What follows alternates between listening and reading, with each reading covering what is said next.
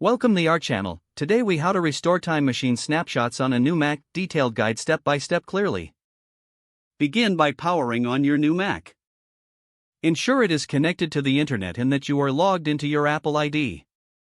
Open the Migration Assistant application. You can find this in the Utilities folder within your Applications folder. Select the option to transfer data from a Mac, Time Machine Backup, or Startup Disk. Click Continue to proceed with the migration process. When prompted, select the option for a Time Machine Backup. Connect the drive that contains your Time Machine snapshots to your Mac. If the drive is not recognized, ensure it is properly connected and powered on. Once your Time Machine drive appears, select it from the list of available backups. Click Continue to load the available snapshots. Review the list of backups and choose the snapshot you wish to restore. You can select specific files or folders or opt to restore your entire system. After making your selection, click Continue to begin the restoration process. This may take some time, depending on the size of the data being restored.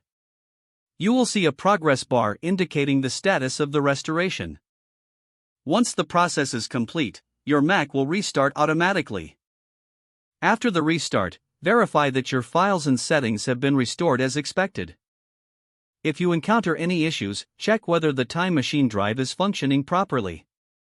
For additional assistance, refer to Apple's support documentation or community forums. You are now ready to use your Mac with all of your restored data from Time Machine. If the page does not load, refresh the browser or try again in a private or incognito window. Make sure you are using the correct email address, then retype it carefully to avoid small typos.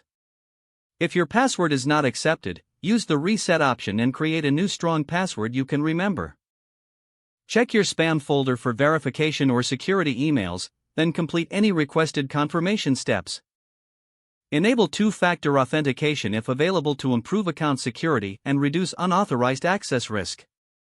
After signing in, review your profile details so your contact information and settings are accurate. If you see an error message, note it down and try again after restarting your device and internet connection. Don't forget to like this video and subscribe to our channel for more step-by-step tech guides.